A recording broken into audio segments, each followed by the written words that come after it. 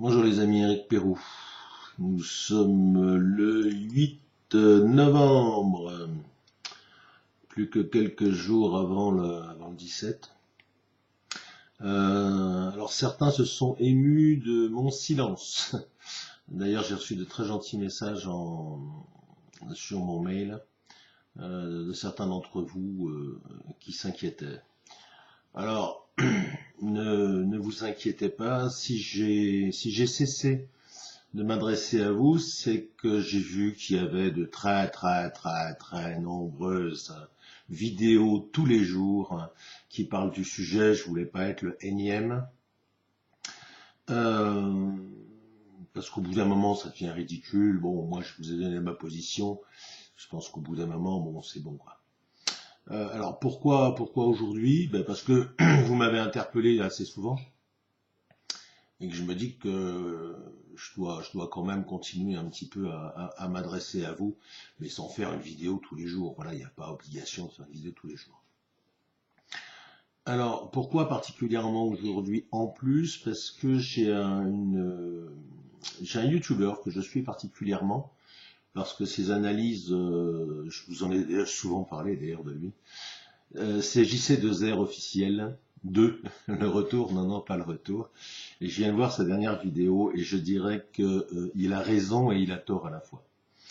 En description d'ailleurs, je vais vous mettre le lien sur sa vidéo parce que je trouve ça important que vous entendiez son discours. Pourtant, il est contre le 17, il vous expliquera pourquoi. Alors, pourquoi il a raison et pourquoi il a tort à la fois? Il a raison dans le sens où il dit qu'il y a une récupération du pouvoir en place sur ce mouvement du 17. Et encore une fois, il a raison, il a tort. Sur une vidéo précédente, je vous ai expliqué que pour moi, Macron était uniquement en CDD. CDD, je pense, de 24 mois maximum, dont le terme arrive bientôt d'ailleurs, qu'il a été mis là en place pour préparer la suite, pour préparer autre chose. C'est-à-dire que son élection n'était absolument pas une fin, mais un moyen. Alors le moyen de quoi? Eh bien le moyen de nous préparer à penser que les patriotes, que les nationalistes, que les résistants ont gagné la guerre avec l'élection, dans quelques mois, selon leur plan, attention, selon leur plan, d'un ou une, si on suit M. Attali, ce sera une femme puissante, volontaire, et qui aille dans le sens de ce qui s'est passé en Italie et de ce qui vient de se passer au Brésil. C'est-à-dire l'élection de nationalistes qui sont là, populistes, dirons-nous, et qui sont là en défense du peuple. Donc si ça n'était que ça, ça serait bien, ça serait bien. Mais est-ce que l'on peut y croire? Pour ma part, j'ai du mal. Pour ma part, j'ai du mal. L'objectif des grands patrons au-dessus de Macron, c'est juste le serviteur d'un système, je vous l'ai dit et je vous le répète, qui est donc en CDD, avec la garantie de repartir avec tous les avantages d'un ancien président de la République, c'est-à-dire être payé tous les mois grassement, avoir à disposition jusqu'à sa mort de garde du corps, de chauffeurs, de voitures de fonction, de déplacements gratuits, etc., etc.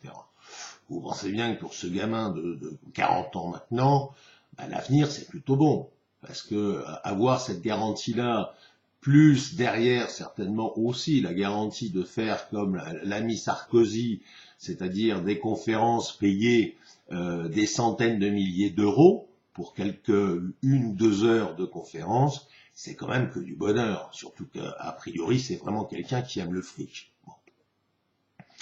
Mais le problème, et je vous mets les liens aussi pour prouver ce que je vous dis, c'est que ce soit en Italie le nouveau gouvernement ou que ce soit au Brésil, ce sont des nationalistes. Et là, vous voyez, et vous le verrez dans la vidéo de JC2R, nous nous retrouvons complètement. Nous sommes tout à fait sur la même position. Alors, pourquoi je pense qu'il a tort? Je pense qu'il a tort parce que il y a un moment où il faut dire stop. Il y a un moment où, même si l'on sait, parce que ne soyez pas dupes, si l'on sait que derrière, même si ces deux jeunes qui ont lancé le mouvement ne sont pas manipulés par le gouvernement, mais que leur mouvement est repris par, non pas là le gouvernement, mais ceux qui sont au-dessus d'eux, c'est-à-dire ceux qui ont fait élire Macron, c'est-à-dire, ils sont faciles à identifier, ils sont neufs. Ce sont les propriétaires de la presse, qui eux-mêmes ne sont que des relais. Alors, il pose la question intelligemment en disant, si c'était pas le gouvernement qui soit derrière, pourquoi la presse soutiendrait le mouvement du 17? Parce que quelque part, soyons clairs, aujourd'hui, quand vous voyez France Info, quand vous voyez BFM TV, quand vous voyez toutes ces chaînes qui relaient l'information du 17, et plutôt dans le sens de soutenir ce mouvement, finalement, un petit peu. On les a pas entendus casser le mouvement. C'est qu'il y a un plan derrière, oui, bien sûr. Mais ce plan, il est défini d'avance. C'est-à-dire que Macron est arrivé pour faire le sale boulot. Il a fait le sale boulot. Il a eu aussi dans son contrat le fait de soulever notre indignation, de façon à ce que nous sortions dans la rue. Et aujourd'hui, ce plan se perpétue et se continue normalement avec cette presse qui soutient finalement notre mouvement. Alors, est-ce que c'est pour ça qu'il faut renoncer? Non, surtout pas. Surtout pas. Pour une fois que les Français sont, a priori, plutôt d'accord avec ce mouvement. Il faut aller jusqu'au bout. Mais il faut aller jusqu'au bout en étant conscient de ce que l'on nous prépare derrière. Bah oui. Parce qu'il ne suffit pas de faire la révolution, de renverser le gouvernement. Le Sénat va reprendre la main. Une nouvelle élection sera présentée. Et là, on va nous présenter. Alors, ça sera certainement pas, je pense pas Marion Maréchal, mais je pense que ça sera plutôt la petite Delorme, proche d'Attali. Et là, on va dire, oh, une femme jeune qui parle de nombreuses langues, qui a de nombreux diplômes, qui est intelligente en plus, elle est mignonne, tout va bien. Et comme la majorité des Français, enfin la majorité, non, d'ailleurs c'est pas majorité, mais comme Macron a été élu, bien elle sera élue de la même façon. Et oui. Mais son maître à penser à cette jolie petite dame, c'est qui? C'est Attali. Et le patron d'Attali, c'est qui? C'est Bibi Netanyahou. Et Bibi Netanyahou, ses patrons, c'est qui? C'est ceux qui sont tout en haut de la pyramide. Donc, le travail aujourd'hui, c'est d'être plus intelligent qu'eux, c'est-à-dire de dire, on fait sauter le gouvernement, mais, derrière, on rentre pas à la maison en disant, maintenant, on laisse la main. Non, non, non. Déjà, dans un premier temps, s'il y a une nouvelle élection, à mon avis, il faut interdire à tous ceux qui se sont déjà présentés à une élection présidentielle et n'ont pas été retenus, déjà, il faut leur interdire de se présenter. Ça, c'est la première phase. La deuxième phase, de toute façon, moi, je suis absolument pas pour une continuité de la Ve République qui est arrivée maintenant à sa limite. Donc, cette histoire d'une élection, je n'y crois pas. Moi, je suis aujourd'hui plutôt dans le sens de ce que je vous avais dit l'autre jour, c'est-à-dire de créer une assemblée constituante, que les différents mouvements de pensée, attention, pas mouvement politique forcément, mais mouvements de pensée, viennent présenter leur projet pour une nouvelle gouvernance, et à ce moment-là, on fera le tri. C'est-à-dire, essayer, je dis bien essayer, enfin peut-être de connaître la démocratie. Il y aura évidemment des mesures d'accompagnement. C'est-à-dire que, eh bien, je suis désolé, mais la presse détenue, l'intégralité de la presse détenue par 9 personnes, c'est hors de question. Que faudra-t-il faire? Je n'ai pas toutes les solutions, mais je pense que il faudra modifier les conseils d'administration en intégrant un certain nombre de gens de nos groupes dans cette presse, et vous verrez que si demain les journalistes sont plus sous la pression financière, parce que soyons clairs, c'est tout à fait ça. Aujourd'hui, un journaliste, c'est vrai que moi-même, je les ai souvent traités de traîtres, etc. Non, ils sont à la gamelle. Ben oui, ils sont comme la majorité des Français, tenus par le salaire de fin de mois, tenus par les crédits qu'ils ont pris, tenus par la famille, etc. Je pense qu'il y a beaucoup de journalistes, si on leur redonne la liberté d'expression, vous verrez qu'il y en a beaucoup qui seront d'accord avec nous. Voilà. Parce qu'aujourd'hui, ils sont contraints. Et j'ai envie de faire un parallèle avec les forces de l'ordre. Croyez bien que je ne suis pas dupe aussi.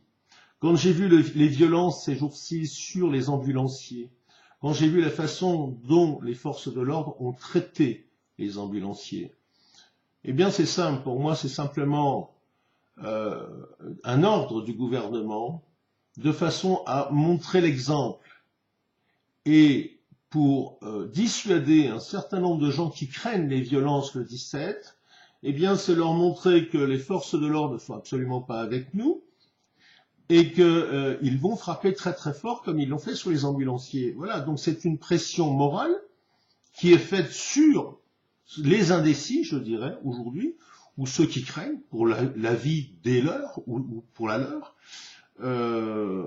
pour leur dire, vous voyez, on n'est pas des rigolos, on frappe, on colle. Ces forces de l'ordre, ben, elles sont comme les journalistes, elles sont à la gamelle. Croyez bien que la grande majorité, mais pour moi c'est plus de 90%, d'entre eux ne sont pas satisfaits de leur vie, du rythme de travail qu'on leur demande. Ils ne sont pas satisfaits d'être obligés de nous cogner dessus. Et s'ils ne nous cognent pas dessus, ils se font virer. Voilà. Donc voilà tout ce qui peut changer de toute façon tout ça. D'ailleurs, vous avez vu cette histoire de ce flic qui s'est suicidé. Moi, je pense que c'est un suicide. Mais pour moi, je vais vous dire, un agent de police comme lui, chargé de la sécurité de l'Élysée, de mémoire, qui va se suicider dans le jardin de l'Élysée, à votre avis, c'est pourquoi? Cet homme-là, il a voulu passer un message. Alors, est-ce qu'il avait des choses à dire et que on lui a fait le forcing qui, au final, pour lui, la seule solution, c'était de se suicider?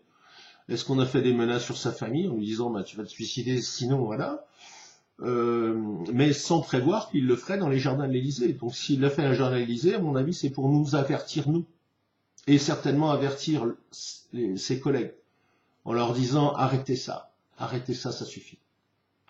C'est ma version, mais je crois absolument pas qu'il a été assassiné dans les jardins de l'Élysée, ou alors ce serait vraiment des abrutis. Non, je pense qu'il a vraiment paix à son âme, parce que je pense que cet homme-là s'est peut-être sacrifié dans un moment difficile, certainement pour lui, mais aussi il s'est suicidé dans ces circonstances-là, dans ce lieu précisément, pour nous passer un message et passer un message à ses collègues, et ça c'est très important. Alors concernant Salvini, Bolsonaro, donc le nouveau président brésilien, je vous mets aussi des liens où vous pourrez vérifier que ce que je vous dis c'est tout à fait vrai.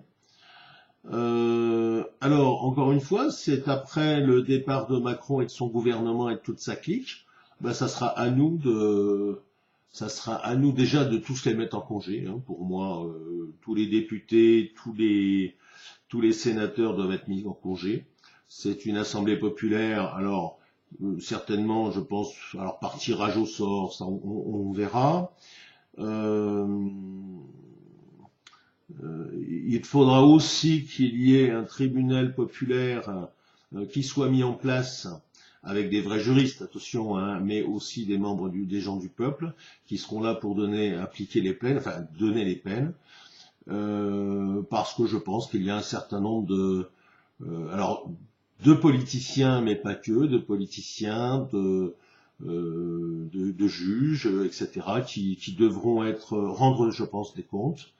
les gens qui auront détourné de l'argent public, eh bien ces gens-là devront non seulement être condamnés, mais surtout condamnés non seulement à rembourser, mais ce qu'ils auront volé, pour moi, les sommes devront être à minima doublées, avec saisie de leurs propres biens, saisie, blocage de leurs comptes, etc. On sait faire, ça c'est pas un souci. Voilà, je pense que j'ai dit à peu près tout. Ah oui, alors si, il y a quelque chose qui me fait qui me fait doucement rire. Vous avez vu encore l'interpellation de ce qu'ils appellent l'ultra-droite. Voilà, l'ultra-droite. Alors encore une fois, ça revient à la même chose. Si vous prenez quelqu'un comme Salvini ou Bolsonaro, il y a encore quelques mois de ça, on les traitait d'extrême droite, d'extrême droite. Or, comme ils veulent mettre l'équivalent en France, eh bien, il faut que l'extrême droite devienne quelque chose de sympa finalement. Et donc, comment faire? Eh bien, on crée une nouvelle appellation. Ça, c'est la novlangue. On crée une nouvelle appellation. C'est l'ultra droite. Voilà. C'est plus l'extrême droite, parce que l'extrême droite, bah, finalement, comme l'avait dit, qui est-ce qui avait dit ça? Qui avait dit non que maintenant ils étaient respectables. Ah oui, il préparait le terrain, faut pas rêver. Donc aujourd'hui l'ultra-droite, donc voilà, je suis désolé, je ne suis plus l'extrême droite. Je suis d'ultra-droite, mais je prépare pas d'attentat pour autant. Concernant la position des leaders syndicaux, je ne sais pas si vous avez vu, tous les syndicats, tous les patrons de syndicats, mais tous, hein, disent ah, faut pas y aller, faut pas y aller, faut pas y aller. Alors on peut se poser la question, je l'ai déjà posé d'ailleurs, comment ça se fait que des syndicalistes refusent de défendre finalement la condition ouvrière ou salariale, du moins. Eh bien la réponse elle est toute simple, c'est que le gouvernement vient d'augmenter leurs subventions. Eh oui, eh oui. Comme ça, on achète les amis, voilà. Et comme de toute façon tous ces leaders syndicaux, c'est tous des pourris qui sont juste là pour la gamelle, j'en appelle aux vrais syndicalistes en leur disant réfléchissez bien à ce que je viens de vous dire, vérifiez ce que je viens de vous dire, c'est facile, d'accord. D'ailleurs, tiens, il faudrait que je trouve le lien pour vous le mettre, ça sera intéressant. Et puis vous verrez que les syndicats viennent de voir leur dotation augmenter. Tiens, c'est bizarre. Voilà. Oui, alors si aussi je ne m'étais pas exprimé ces derniers jours, c'est que je n'ai pas voulu allumer des incendies qui seraient, je dirais, malvenus en ce moment. Ces incendies, pourquoi? Parce que je vois qu'il y a un certain nombre de gens qui ont tourné largement kazakh, qui ont retourné leur veste, mais pratiquement du jour au lendemain. Le 17, c'était l'horreur. Aujourd'hui, c'est magnifique. Et je dirais même que leur manipulation m'énerve quand j'entends qu'ils essayent d'aller encore plus loin que les organisateurs en disant mais pourquoi on commence pas maintenant? Ah oui, parce que c'est un bon moyen de récupérer le système. Mais comme ces quelques personnes que je ne citerai pas sont finalement des branques, on lit dans leurs paroles et on comprend ce qu'ils veulent faire. Donc, qui est-ce qui a fait cette citation au jour? Je ne sais plus. Apparemment, Lénine disait laissez-nous aller à la révolution, nous réglerons nos comptes après. Voilà, je reprends cette phrase à mon compte parce que je trouve qu'elle est très intéressante et croyez bien que nous avons de la mémoire et nous aurons de la mémoire. Voilà, à part ça, Eric Pérou va bien, il fait pas très chaud, il fait humide, apparemment ça va s'arranger pour les jours qui viennent. Donc ça c'est plutôt une bonne chose. Non, écoutez, pas plus, hein, ça bouge, c'est pour, c'est contre. Moi j'ai toujours de très très beaux commentaires, ça c'est sympa. Voilà, pas plus. Je vous souhaite une bonne journée, je vous embrasse, je vous aime. Comme d'habitude, de toute façon, ça changera pas, même si je me fais des fois plus discret. Croyez bien que moi je suis pas là ni pour prendre une place ou quoi que ce soit un jour. Moi je rêve, je vous l'ai déjà dit, d'aller à la pêche tranquillement, voilà, et de vieillir tranquillement. Allez, bisous, je vous aime, ciao.